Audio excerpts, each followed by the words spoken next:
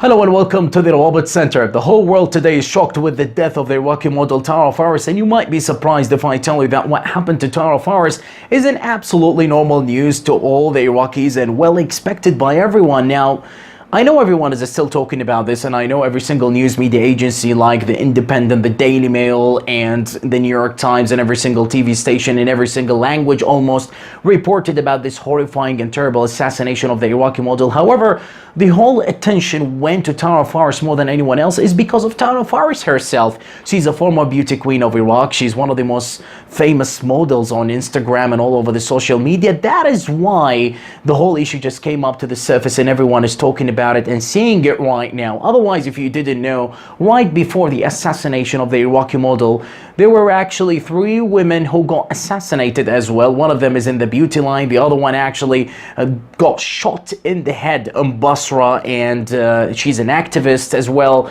And right after the assassination of Tare Faris, there was actually a medical assistant in one of the hospitals in Basra, and he was at the Popular Mobilization Forces. His name is Haidar al-Askari. He was actually crossing the road in one of the markets there. Just seems like he was shopping, and unfortunately, he just got shot in a very, similar way to what is really going on right now in Iraq.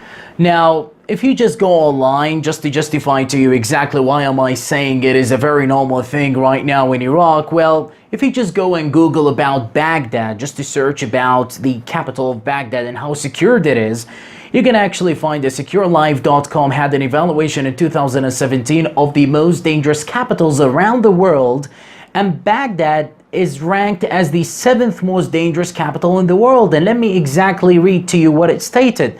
It stated that more than a decade after the United States began the war in Iraq, violence still runs rampant despite the fact that the US troops still remain in the area. The level of violence remains as random gunfire, roadside bombs, suicide bombings, and other violent attacks take place in Baghdad and surroundings areas. And even the Mercer survey, which is a survey that happens about the quality of life of 231 cities around the world, Iraq just came the worst place to live in. I mean, can you just believe that? It's because of the terrorism and every single thing that is happening. And this survey happened in 2018.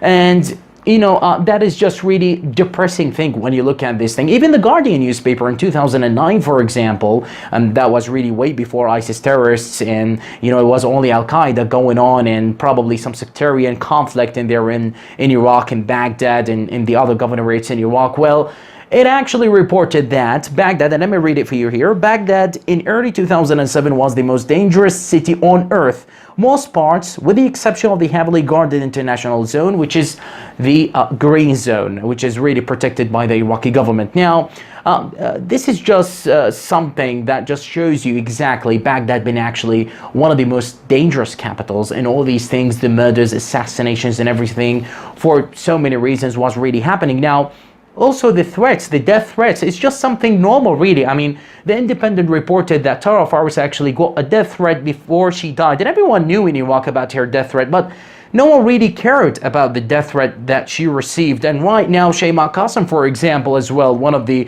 also former beauty queens, and she's still alive until now, she got also a death threat. Every single famous person right now, whether they are in the beauty line, whether they are models, right now they are traveling away or just quitting their jobs, quitting what they are doing just to survive. And that's just how crazy it is. Now, also, if we look at the whole situation, why this is just happening, where is actually the mistake? What is going on? Why is it so bad?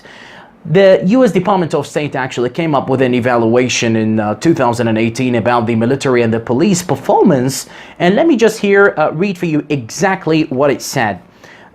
It said that the U.S. Department of State has assessed Baghdad as being a critical threat location for crime directed at or affecting official U.S. government interests. Police and military evaluation response times and the capabilities of responding units vary considerably. Iraqi police do not meet U.S. or Western standards. Now, the thing is, with the standards of the United States and the Western countries, they still actually face terrorist attacks in Paris and in London, and we saw so many terrorist attacks happening there. What about Iraq? I mean, ISIS just appeared in Syria and Iraq, and we really need a very good standards for the police. And that just explains everything, that the police is just not ready. They're responding, the timing, just making everyone ready, doing whatever they want to do, whether they are militias, gangsters, whatever you want to call it, really.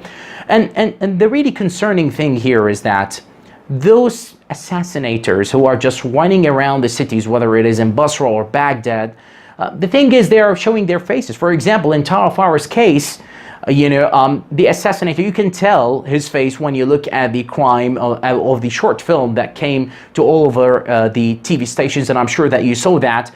He was actually unmasked. You can actually see that he wasn't really wearing anything, and you can identify who he is. But for some reason, no one brought to the court, even for the cases that I mentioned before, no one really brought to the court.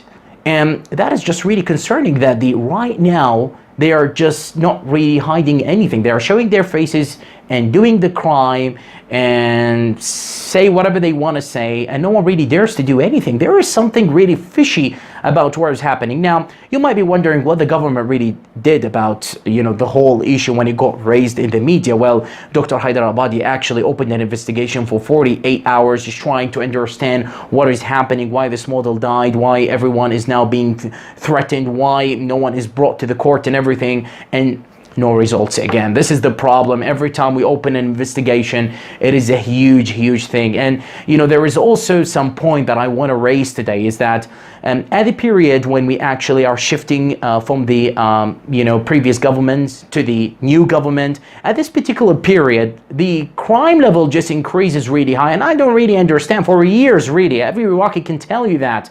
Why this is happening? I mean, the military institution, the police, doesn't really do anything really with the political scene that is happening in Iraq. But someone needs to do something about it. So the next Iraqi government right now, as we are having the parliament speaker, Mr. Mohammed al-Halbousi, and also we are having right now the Iraqi president, Mr. Barham Saleh, and we are about to have our Iraqi prime minister. They need really to look at this issue, because this issue is really dangerous, and it is really concerning for all the Iraqis. And I hope right now everything is clear for you, that you know why Shayma Qasim and now is being threatened, why Tare Fares right now is dead, unfortunately, which is very saddening to all the Iraqis, why probably many crimes going to happen right now is because all of the things that I presented to you.